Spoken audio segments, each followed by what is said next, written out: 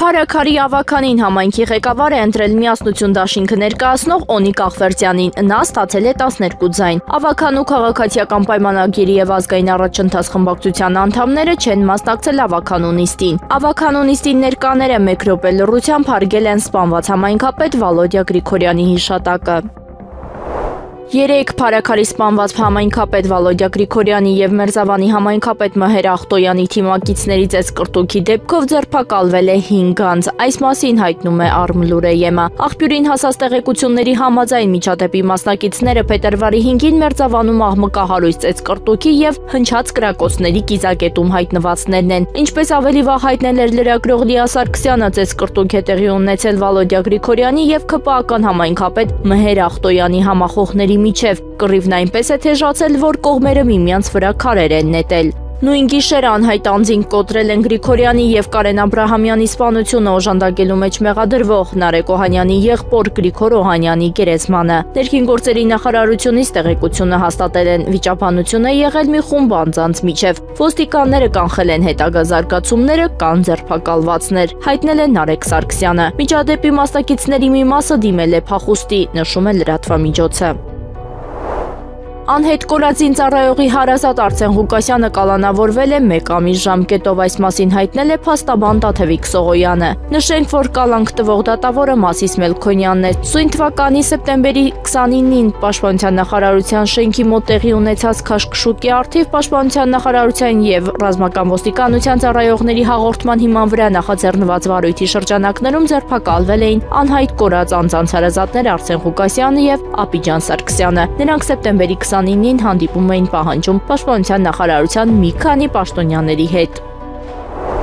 Ինչպես դառնալ այլընտրանք Փաշինյանի իշխանությանը, Եվրամեդիա 24-ի տաղավարում հարցազրույցի ժամանակ անդրադառնալով հարցին քաղաքագետ Սուրեն Սուրենյանցը նշել է ընդդիմության գլխավոր խնդիրը։ Օրինակ միջև հիմի ընդդիմությունը ինչի է ձախողվել կամ բավարար հաջողության չի ասել, լավ այդպես անենք։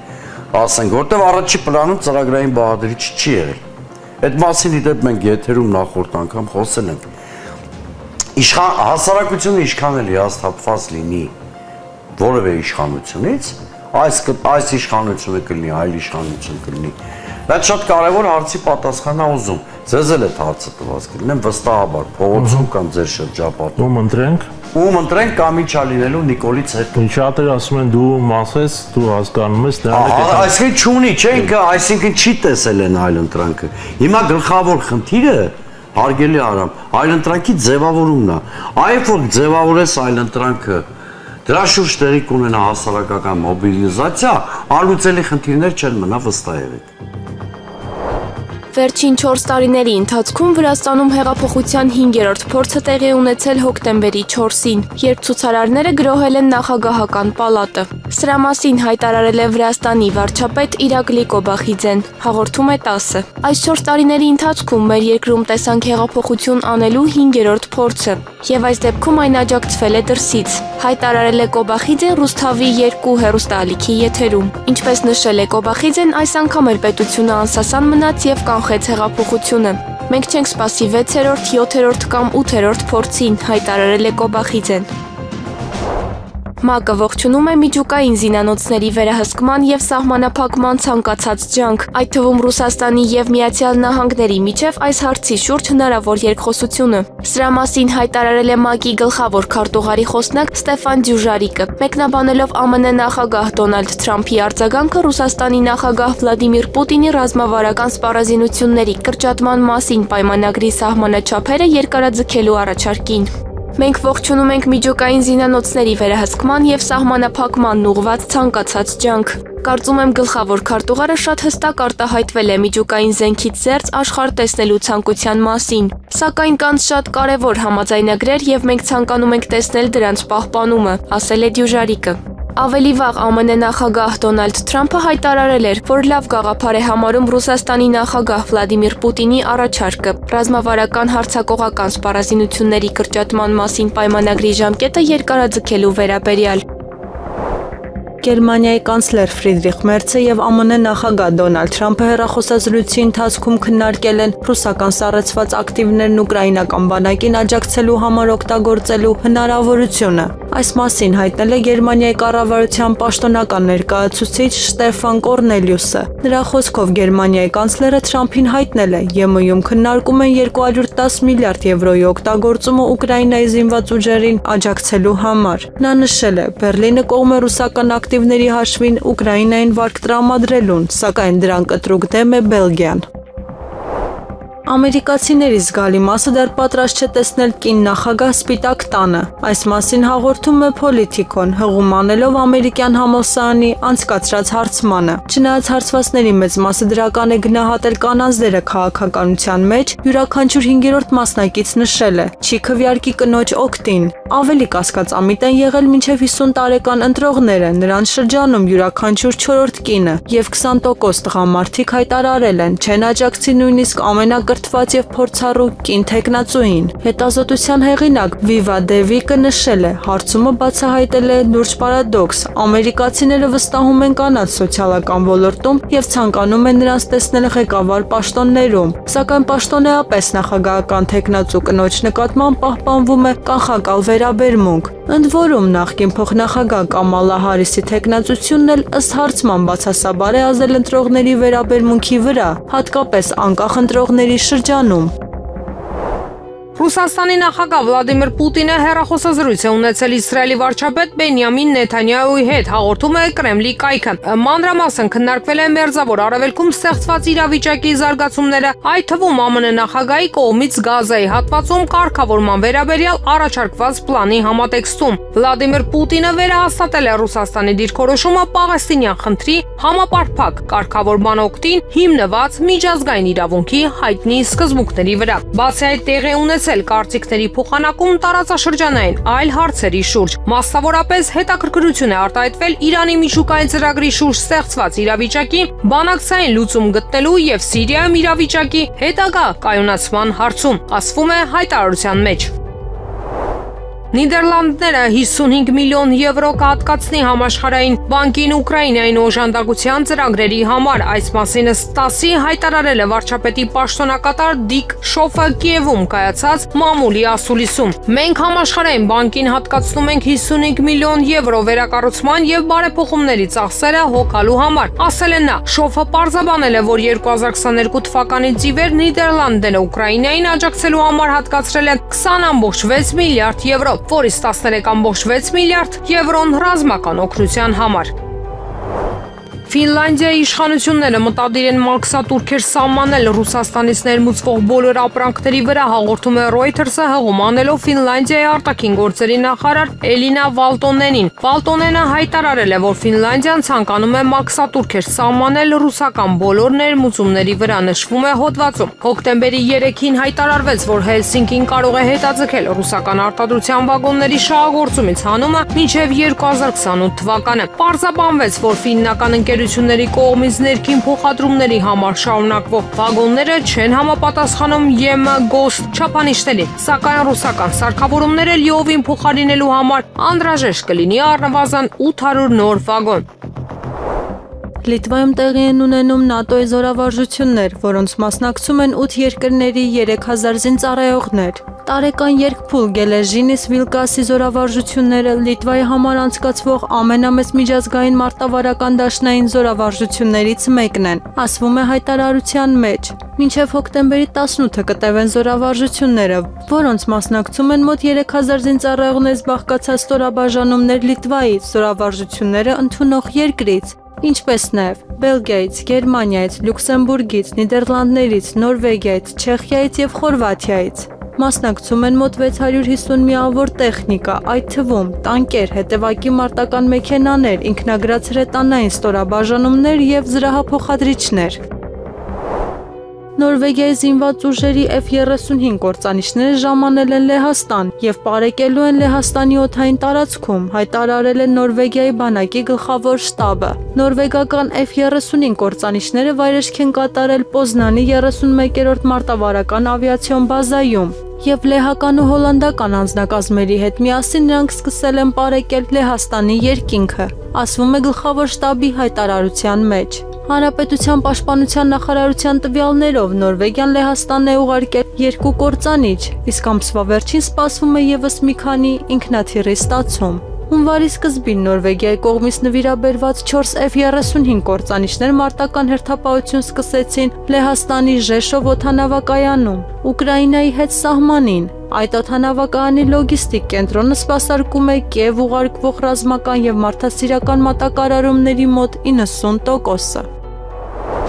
ԱՄՆ նախագահ Դոնալդ Թրամփը համաձայնել է Իսլանդիան թողնել ՆԱՏՕ-ում, որպեսզի դաշինքը հնարավորություն ունենա հետևել ռուսական սուզանավերին, հայտնել է ՆԱՏՕ-ի նախկին գլխավոր քարտուղար Յենս Ստոլտենբերգը, փոխանցում է The Guardian-ը։ Նշվում է, որ դաշինքին Իսլանդիայի անդամակցության քննարկման ժամանակ պարզ է դարձել, որ իր բանակի բացակայության պատճառով երկիրը չի կարող համապատասխանել պաշտպանության ոլորտում ֆինանսական ներդրումների վերաբերյալ ՆԱՏՕ-ի պահանջներին։ Այդ դեպքում ինչ ենք ուզում Իսլանդիայից, հարցրել է Թրամփը։ Այն ժամանակ Պենտագոնի նախկին ղեկավար Ջեյմս Մեթիսը բացատրել էր ԱՄՆ նախագահին, որ Իսլանդիան կարող է օգտակար լինել, եթե ցանկանում եք հետևել ռուսական սուզանավերին, որից հետո Թրամփը հայտնել է, որ Վաշինգտոնը թույլ կտա Իսլանդիային մնալ ՆԱՏՕ-ում։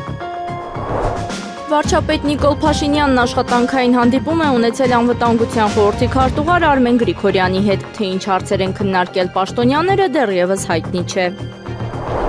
Ազգային ժողովի նախագահ Ալեն Սիմոնյանը քննարկումների արդյունքում որոշում է կայացրել 44-օրյա պատերազմի հանգամանքներն ուսումնասիրող քննիչ հանձնաժողովի զեկույցը ուղարկել ազգային ժողովի արխիվ։ Այս մասին Եվրամեդիա 24-ին տեղեկացրել է ազգային ժողովի նախագահի մամուլի խոսնակ Մովսես Հարությունյանը։ Նրա խոսքով իրավական առումով անհնար է զեկույցը ներառել ազգային ժողովի լիագումար նիստերի օրակարգում, ինչի հետևանքով էլ որոշվել է այն ուղարկել ազգային ժողովի արխիվ։ Բոլոր պատգամավորները, այդ թվում ընդդիմադիրները, կարող են ծանոթանալ զեկույցին ունենալով գաղտնիության թույլտվություն, մեկնաբանել է Հարությունյանը։ Նա պարզաբանել է նաև, որ զեկույցը չի կարող ներկայացվել լիագումար նիստում, քանի որ դրա քննարկման ժամկետները սպառվել են։ Հարությունյանը նշել է, որ ինքը տեղեկություն չունի, թե երբ եւ արդյոք հանրությունը կկարողանա ծանոթանալ զեկույցի բովանդակությանը, սակայն պատգամավորները համապատասխան դիմում ներկայացնելու դեպքում կարող են ստանալ գաղտնիության թույլտվություն եւ ծանոթանալ փաստաթղթին։ Հանրապետական կուսակցությունից ԱՄՆ նախագահի հաջորդ թեկնածուն կարող է դառնալ ներկայիս փոխնախագահ Ջեյ Վենսը։ Պետության ղեկավարի պաշտոնում Դոնալդ Թրամփի հնարավոր իրավահաջորդին անվանել է ԱՄՆ պետքարտուղար Մարկո Ռուբիոն Fox News-ին տված հարցազրույցում։ Ես կարծում եմ հանրապետականի հաջորդ թեկնածուն կլինի Վենսը, եթե նա որոշի առաջադրվել։ Նա իմ լավ ընկերն է եւ հիանալի աշխատանք է կատարում, հայտնել է պետքարտուղարը։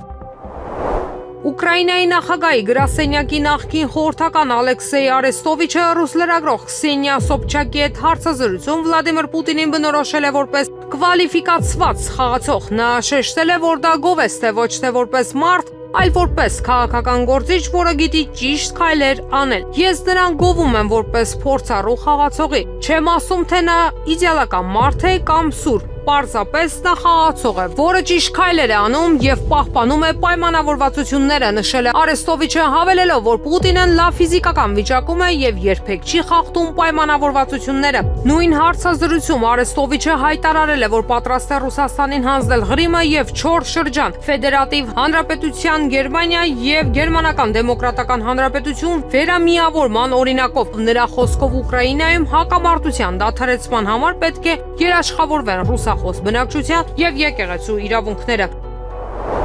Մոսկվայի ֆուտբոլային ակումբ Սպարտակը իր տելեգրամյան էջում հայտնել է, որ Օլեգ Մալիշեևը հրաժարական է տվել գլխավոր տնօրենի պաշտոնից։ Ակումբը պարզաբանել է, որ փոփոխությունը կապված է Մալիշեևի ընտանիքի հանգամանքների հետ։ Մալիշեևը կշարունակի մնալ Սպարտակի տնօրենների խորհրդում եւ կծառայի որպես նոր գլխավոր տնօրենի խորհրդական։ Նրա տեղը ստանձնել է Սերգեյ Նեկրասովը, որը 1990-ականներից ղեկավար պաշտոններ է զբաղեցրել ռուսական եւ միջազգային բանկերում ու խոշոր ընկերություններում։ Մալիշեևը Սպարտակի գլխավոր տնօրենի պաշտոնը զբաղեցնում էր 2023 թվականից։ Նրա հրաժարականի մասին պաշտոնապես հայտարարվել է հոկտեմբերի 5-ին։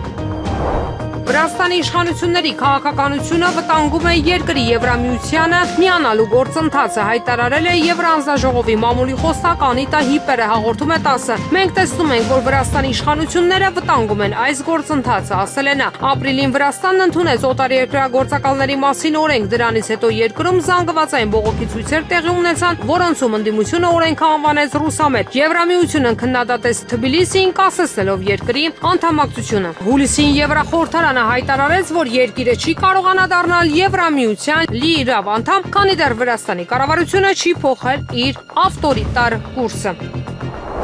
Թուրքիայի նախագահ Ռեջեփ Թայիպ Էրդողանի միջնորդությունը Գազայի հակամարտության կարգավորման հարցում կարող է ազդել նրա ամերիկացի գործընկեր Դոնալդ Թրամփի կողմից Նոբելյան մրցանակի արժանանալու վրա, կարծում է թուրքական կառավարամետ Հյուրիետ թերթը։ Իսրայելի վարչապետ Բենյամին Նեթանյահուն քայլեր ձեռնարկելով Համասին մեկուսացնելու ուղղությամբ ինքն է հայտնվել սահմանափակ մեկուսացման իրավիճակում։ Քաղաքական դինամիկայի տեսանկյունից նա նախաձեռնել է գործողություն, բայց հայտնվել է խոցելի իրավիճակում։ Այս համատեքստում կարևոր է նշել Էրդողանի միջազգային առաջնորդությունը։ Թրամփը խոստովանել է Էրդողանը զգալի օգնություն է ցուցաբերել, նա կոշտ առաջնորդ է, բայց այս հարցում կառուցողական դիրքորոշում է ցուցաբերել։ Եթե Թրամփը դառնա Նոբելյան մրցանակի դափնեկիր, դրանում դիտորդների կարծիքով էական դեր կխաղա։ Էրդողանը, ինչպես Ռուսաստանի եւ Ուկրաինայի հետ կապված իրավիճակը ընդգծել է, աղբյուրը նրա գնահատման պահպանվում են Գազայում հրադադարի ասնելու զգալի հույսերը։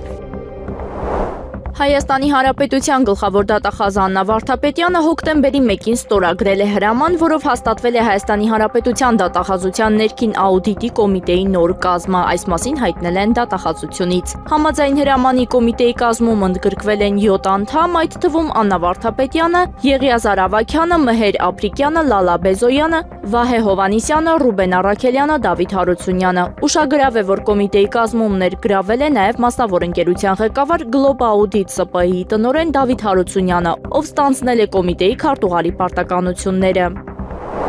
ԱՄՆ նախագահ Դոնալդ Թրամփը ենթադրել է, որ Վենեսուելայի թմրամիջոցների կարտելները շուտով կսկսեն թմրանյութերի մաքսանենգությունը ցամաքային ճանապարհով եւ չի բացառել, որ Վաշինգտոնը կարող է ուշ կիրառել նրանց գործունեությունը դադարեցնելու համար։ Նրանք այլևս սովով չեն գալիս, ուստի մենք պետք է հսկենք ցամաքը, քանի որ նրանք ստիպված են լինելու գալ ցամաքով, եւ թույլ տվեք ասել ձեզ, որ դա լավ չի ավարտվելու նրանց համար, ասել է Թրամփը Վիրջինիա նահանգի Նորֆոլք քաղաքում գտնվող Ատլանտյան նավատորմի գլխավոր բազայում ծառայության 250-ամյակի առթիվ։ Սպիտակ տան ղեկավարը նաև հայտարարել է, որ ԱՄՆ զինված ուժերը հարվածել են մեկ այլ նավակի, որը ըստ ԱՄՆ-ի կարծիքով թմրանյութեր էր տեղափոխում։ Այն նավակներից յուրաքանչյուրը պատասխանատու է 25,000 ամերիկացիների մահվան եւ նրանց ընտանիքների ոչնչացման համար։ Եթե այդպես մտածենք, մենք բարի գործ ենք անում եւ մենք երեկոյան եւս մեկը արեցինք, ասել է նա։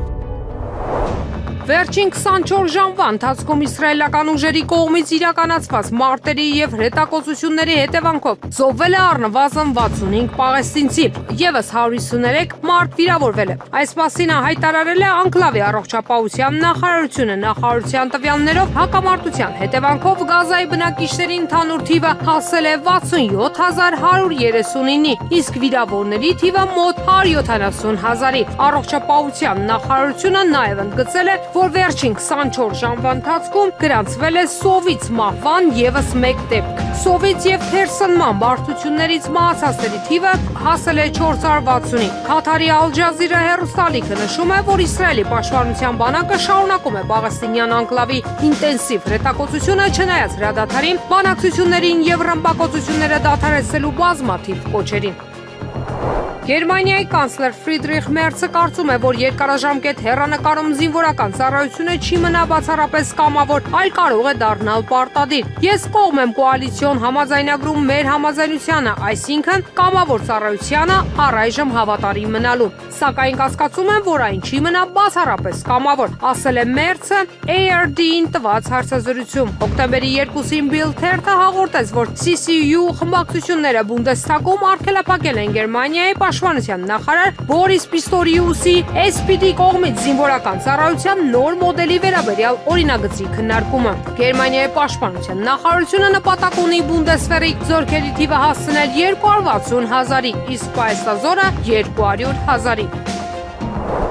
Փարաքարի համայնքապետ Վալոդիա Գրիգորյանի եւ ոստիկանության ծառայող Կարեն Աբրահամյանի սպանությունները խոստովանած Գևորգ Հարությունյանին իրավապահները տարել էին Մերձավանի գերեզմանատուն գաղտնի քննչական գործողություններ իրականացնելու։ Այս մասին հայտնել է լրագրող Լիա Սարգսյանը։ Գևորգ Հարությունյանը ցույց է տվել գերեզմանի տարածքը եւ նշել, որ այդ ֆայլում է կրակել սովորել։ Քննչական կոմիտեից եւս հաստատել են տեղեկությունը Մերձավանում տեղի ունեցած սպանության դեպքի վերաբերյալ նախաձեռնված քրեական վարույթի նախաքննության ընթացքում կատարվել են քննչական գործողություններ։ Կատարվել է մեղադրյալի կողմից մատնանշված տեղանքի զննություն, որտեղ վերջինս համաձայն իր ցուցմունքի սովորել է կրակել, ասել է կառույցի խոսնակ Կիմա Ավդալյանը։ Հոկտեմբերի 7-ին ժամը 11:00-ին Կոնգրես հյուրանոցում տեղի կունենա Հայաստանի Հանրապետության երկրորդ նախագահ Ռոբերտ Քոչարյանի մամուլի ասուլիսը։ Այս մասին հայտնել են երկրորդ նախագահի գրասենյակից։ Ռոբերտ Քոչարյանի որդին Սեդրակ Քոչարյանը դատական հայց է ներկայացրել Հայաստանի Հանրապետության դեմ, իդեմս Հայաստանի Հանրապետության դատախազության։ Այս մասին տեղեկանում ենք Dataalex դատական տեղեկատվական համակարգից։ Քոչարյանը հայցադիմումով պահանջում է ճանաչել անմեղության կանխավարկածի խախտումը եւ փոխանցել ոչ նյութական վնասը։ Գործը մակագրվել է Երևանի քաղաքացիական դատարանի դատավոր Երեմ Եսոյանին։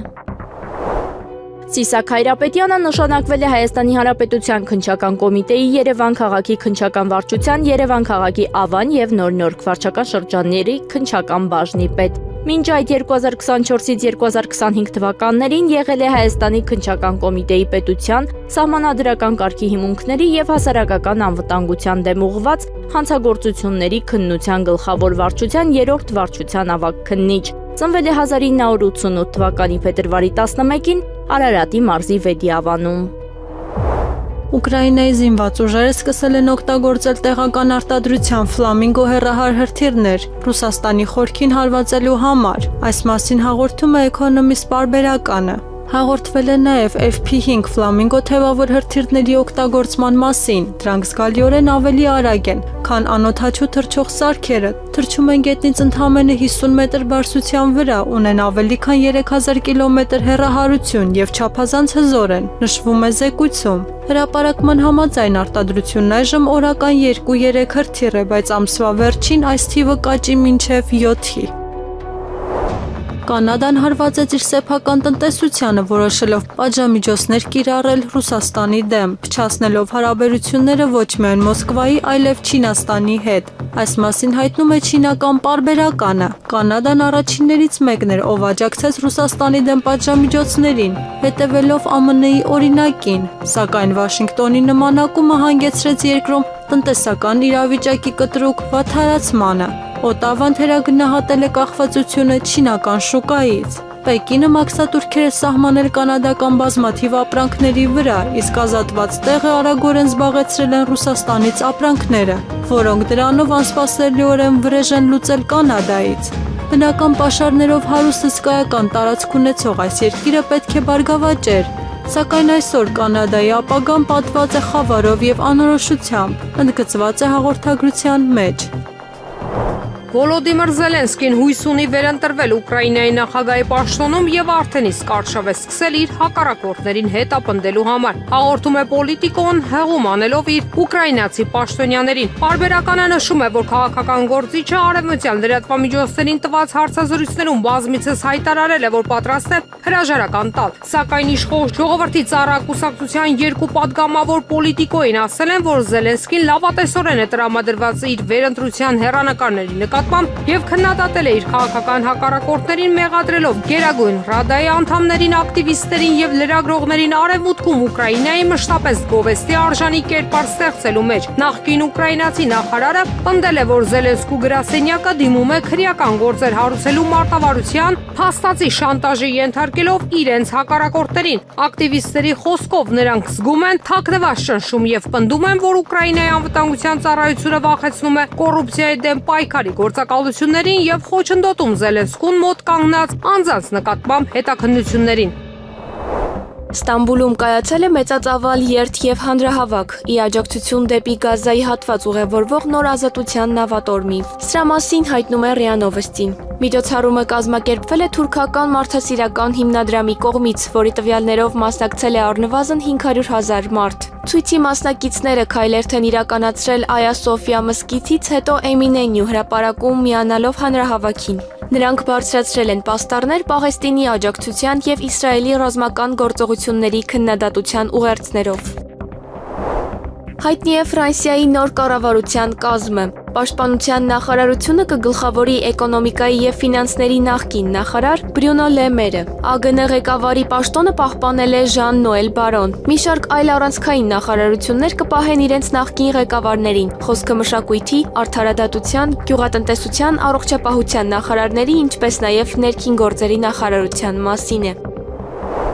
Արաբական հեղինակավոր լրատվամիջոցներն անդրադարձել են Արցախի հիմնախնդրի վերաբերյալ իրավիճակին։ Հարավային Կովկասում 2023 թվականի սեպտեմբերի 24-ին տեղի ունեցավ ժամանակակից պատմության ամենամեծ մարդասիրական ողբերգություններից մեկը։ Ավելի քան 100,000 էթնիկ հայեր ստիպված եղան փախչել Ադրբեջանի կողմից օկուպացված Լեռնային Ղարաբաղի տարածքից ոչնչացման սպառնալիքի ներքո։ Սակայն այս իրադարձությունը ոչ հիշվում է, ոչ էլ լուսաբանվում արևմտյան լրատվամիջոցներում, քանի որ հենց արևմտյան երկրների գործողություններն էին հանգեցրել այս աղետին։ ԽՍՀՄ փլուզումից հետո Ադրբեջանը բազմիցս փորձեց ուժով գրավել Ղարաբաղը, ինչը Եվրոպան համառորեն անտեսեց։ 2020 թվականի մեկ այլ հակամարտությունից հետո Ռուսաստանը խաղաղապահներ տեղակայեց տարածաշրջանում եւ ստիպեց կողմերին բանակցել։ Փաստն այն է, որ Ադրբեջանի տարածքը Հայաստանի սահմաններով բաժանված է երկու անհավասար մասերի՝ հիմնական երկրի եւ Նախիջևանի փոքր էքսկլավի։ Վերջինս առանձնանում է Ադրբեջանի Թուրքիայի հետ ընդհանուր սահմանով։ Երկու երկրներն էլ չեն թաքցնում իրենց սերտ կապերը եւ միասնական տրանսպորտային միջանցքի նկատմամբ հետաքրքրությունը, որը չի կարող անցնել միայն Հայաստանի միջով։ Միևնույն ժամանակ նրանք պնդում են ստեղծել արտատարածքային միջանցք, այսպես կոչված Զանգեզուրի միջանցք եւ ոչ թե պարզապես տրանսպորտային երթուղի, այսինքն առանց Հայաստանի մասնակցության։ Միևնույն ժամանակ Հայաստանը միշտ դեմ է եղել միջանցքի տրամաբանությանը, քանի որ նման մոտեցումը վտանգում է կորցնել սեփական տարածքների նկատմամբ վերահսկողությունը եւ միջանցքը հանձնել արևմտյան ուժերին եւ կոալիցիաներին։ Պատահական չէ, որ Իրանը այն անվանում է ՆԱՏՕ թուրանական։ Միջանցք ապահովելու համար անհրաժեշտ էր արմատապես փոխել տարածաշրջանում ուժերի հավասարակշռությունը, բացառելով Ռուսաստանը, թուլացնելով Հայաստանը եւ հզորացնելով Ադրբեջանը։ Վերջինս մի քանի տարի շարունակ զենքեր մատակարարում Թուրքիայից եւ Իսրայելից։ Հայաստանը ընդհակառակը հետևելով արևմուտքի հուշումներին ընտրել էր ժողովրդավարական բարեփոխումների, այլ ոչ թե ռազմական բարեփոխումների ուղին։ Սակայն գլխավոր հարվածը ուղղված էր Ռուսաստանին, որը դաշնակից էր եւ Ադրբեջանին եւ Հայաստանի հետ։ Երկու երկրներն էլ լայնածավալ տեղեկատվական արշավ սկսեցին